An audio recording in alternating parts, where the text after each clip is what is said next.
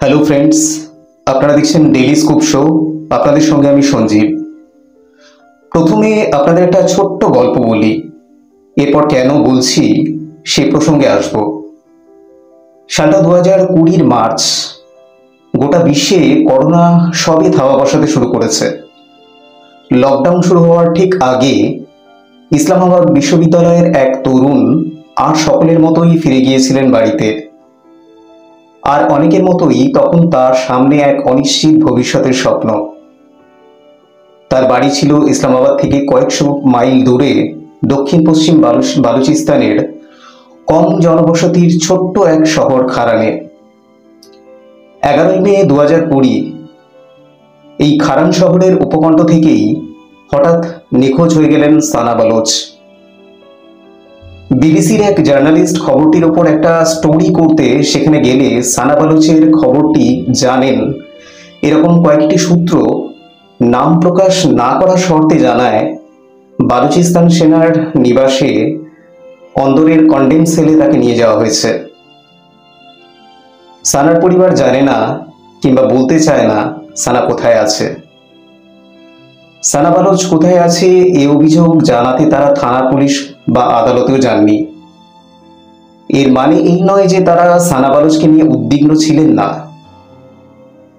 নাম প্রকাশে অনিচ্ছুক সূত্রটি বলছিল, বালুচিস্তানে থাকলে আপনি এই কাজটি কখনো করবেন না।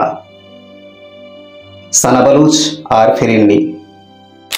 না, সানার ঘটনাটি অভিনব কিছু নয়। এরকম ঘটনা বালুচিস্তানে আরো বহু মানুষের ভাগ্যে ঘটেছে। প্রাকৃতিক সম্পদে সমৃদ্ধ পাকিস্তানের এই প্রদেশটিতে সামরিক বাহিনীর বিরুদ্ধে বহু অভিযোগ। পাকিস্তানে প্রাদেশিক স্বায়ত্তশাসনের দাবিতে যে আন্দোলন চলেছে সেটি দমনে পাকিস্তানের সেনাবাহিনীর সামরিক বাহিনীর নৃশংসতা সর্বজনবিদিত। তবে সামরিক বাহিনী এই অভিযোগ অস্বীকার করে। বালুচিস্তানে যে সমস্ত সেনা নিবাস রয়েছে সেগুলোর ভেতরে নাকি অনেক বন্দিশালা আর নির্যাতন কেন্দ্র গড়ে তোলা হয়েছে। মানবাধিকার কর্মীরা বলেছেন, সাম্প্রতিক বছরগুলোতে হাজারো মানুষ এইভাবে নিখোঁজ হয়ে গেছেন।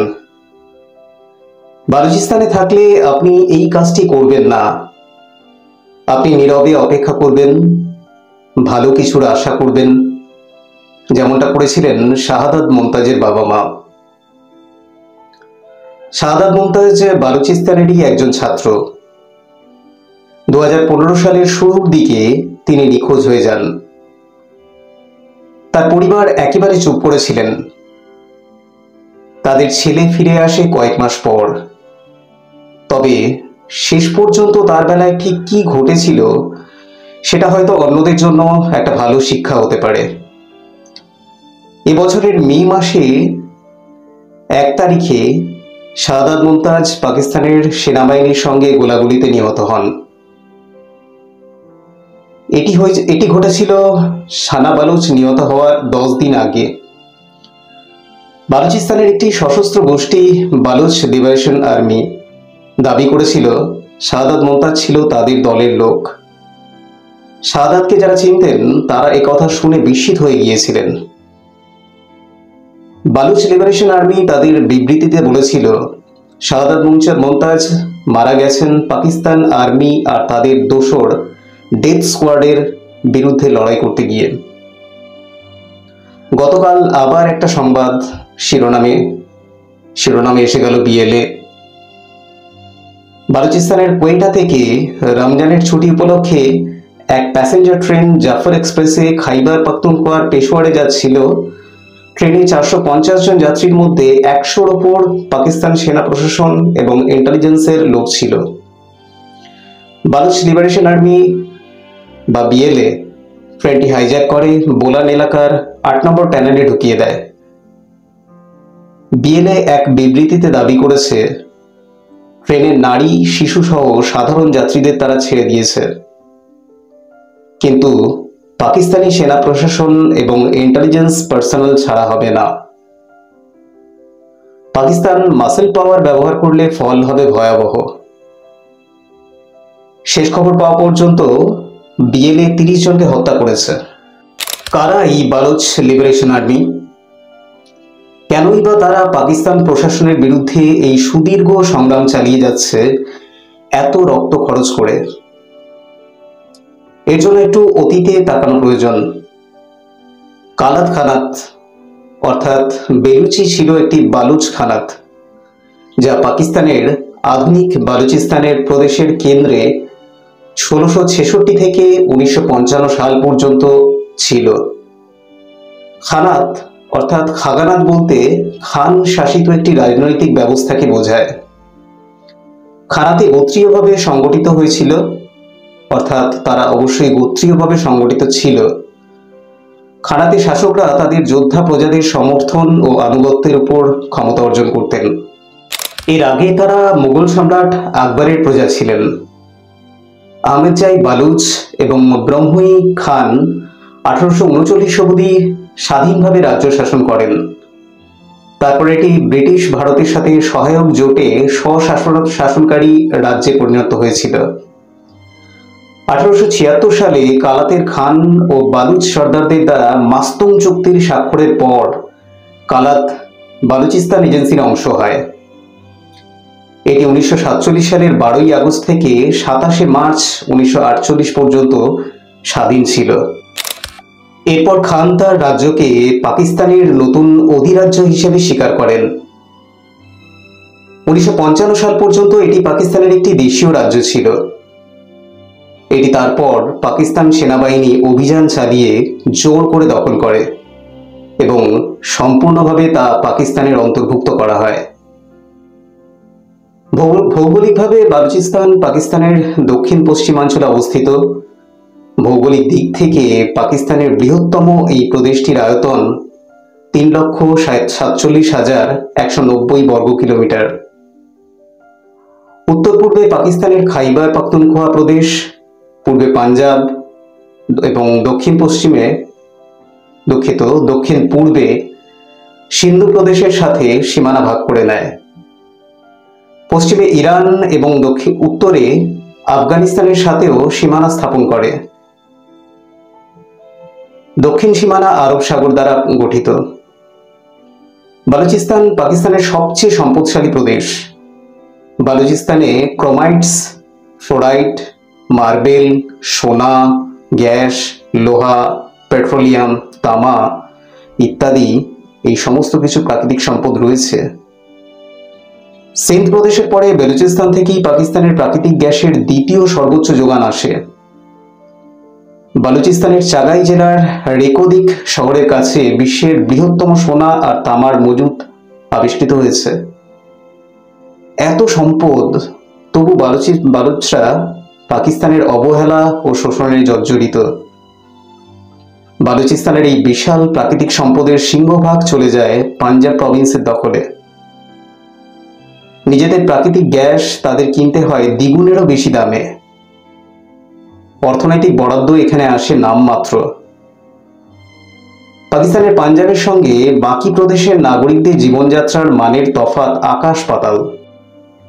পাঞ্জাবের এলিট শ্রেণী যখন অন্যান্য প্রদেশের রিসোর্সে ল্যাভিশ লাইফস্টাইল এনজয় করে, তখন সিন্ধ, বালুচিস্তান এবং বাকি অন্যান্য প্রদেশ অনগ্রসরতার অন্ধকারে মুখ লুকায়।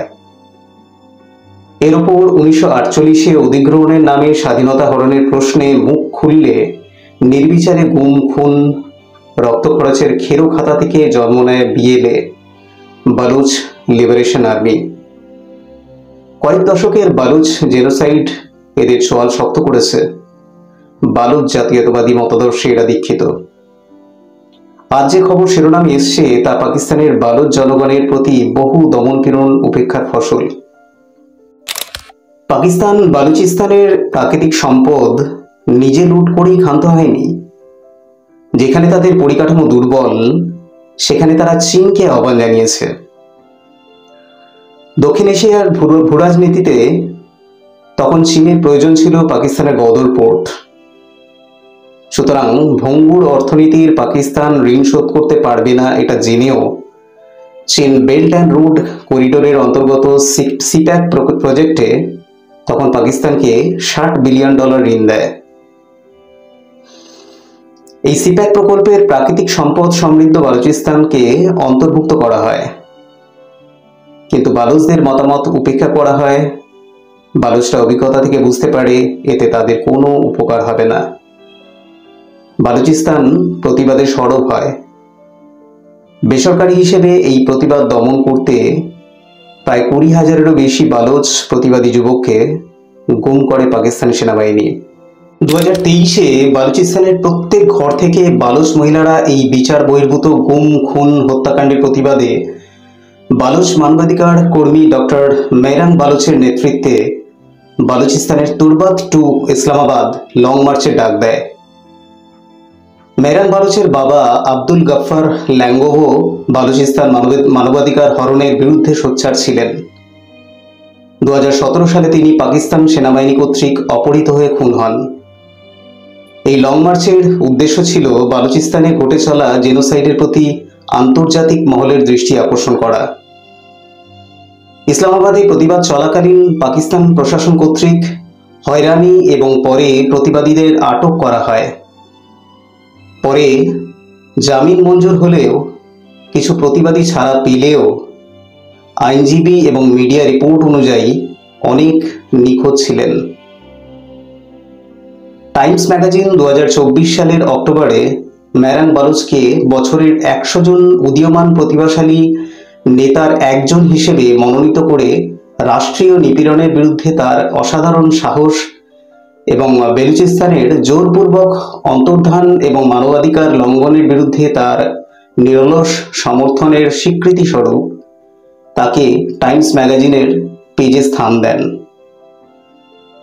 এই সমস্যা সহজে থামার নয়। বিশ্ব ভূরাজনীতি যখন ড্রামাটিক্যালি শিফট করছে, তখন স্বার্থ ছাড়া আন্তর্জাতিক বিশ্বে কেউ এই অপারেশনের প্রতিবাদ করবে না। বালুচিস্তানের জন্য একমাত্র আশার খবর পাকিস্তানের হাতে সুদীর্ঘকাল এক্সপ্লয়েড আফগানিস্তান। সব মিলিয়ে অশান্ত পাকিস্তান থেকে আরও এ ধরনের খবর এলে অবাক হওয়ার কিছুই নেই। বাংলাদেশ যখন নতুন রিসোর্স নিয়ে পাকিস্তানের ঘনিষ্ঠ হতে উদ্গ্রীব, তখন পাকিস্তানের ভেতরেই আরেকটি বাংলাদেশ আস্তে আস্তে মাথা তুলছে। আপনাদের কি মতামত কমেন্ট বক্সে অবশ্যই জানাতে পারেন। ধন্যবাদ।